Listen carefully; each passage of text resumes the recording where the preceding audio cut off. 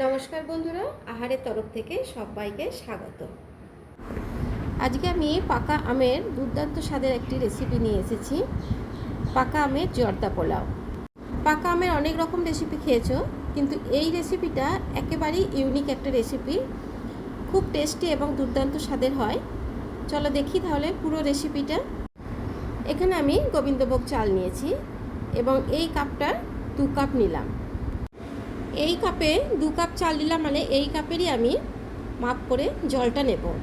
যে কাপে চালটা মাপবে সে কিন্তু সেই কাপেই জলটা নেবে, তাহলে কিন্তু খুব ঝরঝরে হবে পোলাও। এবার চালটা খুব ভালো করে ধুয়ে নেব। চালটা আমি 2-3 বার খুব ভালো করে ধুয়ে নিয়েছি। এবার চালটা পুরো জল ঝরিয়ে আমি 15 মিনিটের জন্য এক সাইডে রেখে দেব।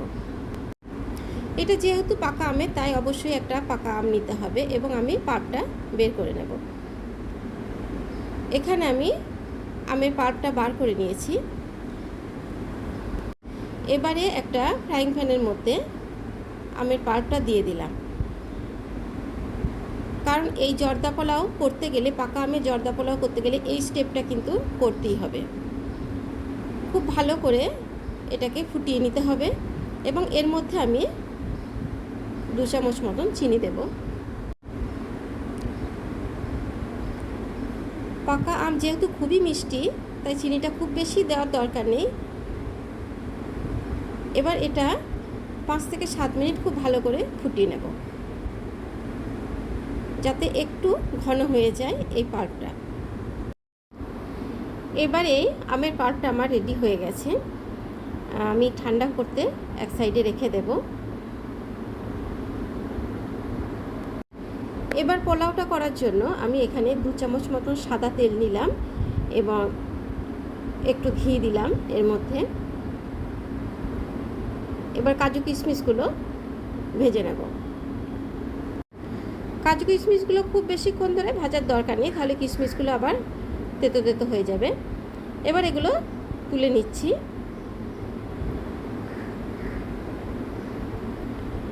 এবার যে তেল এবং ঘি রইল, এর মধ্যে আমি পোলাওটা করব, আর বেশি ঘি বা তেল ব্যবহার করব না। এবার পোলাওটা করার জন্য আমি একটা তেজপাতা এবং গোটা গরম মশলা ফোড়ন দিলাম। এবার যে চালটা ধুয়ে রেখেছিলাম সেই চালটা দিয়ে দিলাম। আমি কিন্তু এখানে গোবিন্দভোগ চাল ব্যবহার করেছি। গোবিন্দভোগ চালের বদলে কেউ কিন্তু লং গ্রেনের অন্য চালও ব্যবহার করতে পারে, তবে যে কোনো পোলাও গোবিন্দভোগ চালের করলে কিন্তু খুবই ভালো লাগে, কারণ গোবিন্দভোগের টেস্টই আলাদা। তো এখানে ভাজা হয়ে গেছে। মিনিট 5-6 ধরে আমি চালটা একটু ভেজে নিলাম।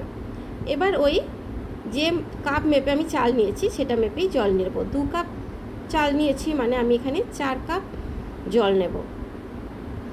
এই জলের মাপটা কিন্তু খুবই ইম্পর্টেন্ট।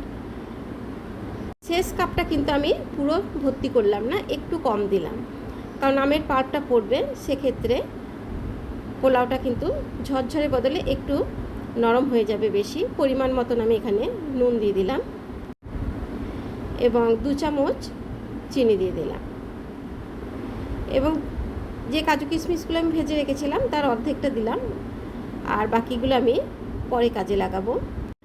এবার এটা লো ফ্লেমে ঢাকা দিয়ে দিলাম। বেশ কিছুক্ষণ পরে আমি দেখাচ্ছি, এখানে জলটা পুরো টেনে গেছে, খুব সামান্যই একটু রসা রসা ভাব আছে। এই পর্যায়ে খুব ভালো করে নাড়াচাড়া করে আমের পাল্পটা মিশিয়ে দিতে হবে। এই কারণে আমি আমের পাল্পটা খুব ঘন করে নিয়েছিলাম, কারণ আমের পাল্পের মধ্যে আবার জল থাকলে কিন্তু পোলাওটা ঝরঝরে হবে না, গলে যাবে চালটা। এবার আমের পাল্পটা দিয়ে আমি খুব ভালো করে মিশিয়ে নেব। আর এই পোলাওটার 90% হয়ে যাওয়ার পরেই কিন্তু এই আমের পাল্পটা মেশাতে হবে, না হলে কিন্তু আমের পাল্পটা আবার জলের সঙ্গে সেদ্ধ হতে থাকলে ঠিক টেস্টটা আসবে না। এটা খুব ভালো করে মিশিয়ে নেওয়ার পরে দেখতেই পাচ্ছ খুব সুন্দর একটা কালার এসছে, কিন্তু দেখতে অনেকটা বাসন্তী পোলাওয়ের মতো লাগছে। আর খেতেও কিন্তু দুর্দান্ত স্বাদের। এটা কিন্তু আমার প্রত্যেককে অনুরোধ রইল, একবার হলেও এই পাকা আমের সময়ে, এই সিজনে একবার বানিয়ে খাওয়ার। আবার 2-3 মিনিট আমি ঢাকা দিয়ে রেখে দিলাম। এবার কিছুক্ষণ ঠান্ডা হওয়ার পরে আমি দেখাচ্ছি কতটা ঝরঝরে হয়েছে, এবং এটা আরও ঠান্ডা হলে কিন্তু আরও ঝরঝরে হয়ে যাবে। এবার আমি সার্ভ করে দেখাচ্ছি। এটা যেহেতু পাকা আমের, তাই আমি একটু আম দিয়েই ডেকোরেশন করছি। খুব সুন্দর করে আমগুলো একটু ছড়িয়ে দিলাম, তাহলে দেখতেও ভালো লাগে, আর খাবার সময় এই আমের দানাগুলো মুখে পড়লে কিন্তু খুবই ভালো লাগবে। আর যে কাজু কিশমিশটা আমি রেখেছিলাম সেটা উপর থেকে ছড়িয়ে দিচ্ছি। সব শেষ আমি চেরি দিয়ে ডেকোরেশন করছি। এটা অবশ্যই অপশনাল, আমার খুব ভালো লাগে চেরি খেতে, তাই চেরি দিয়েই করলাম। আমার এই রেসিপি যদি ভালো লাগে তো অবশ্যই লাইক এবং শেয়ার করো, কমেন্টস করতে ভুলো না, এবং নতুন বন্ধু হলে অবশ্যই সাবস্ক্রাইব করে নিও।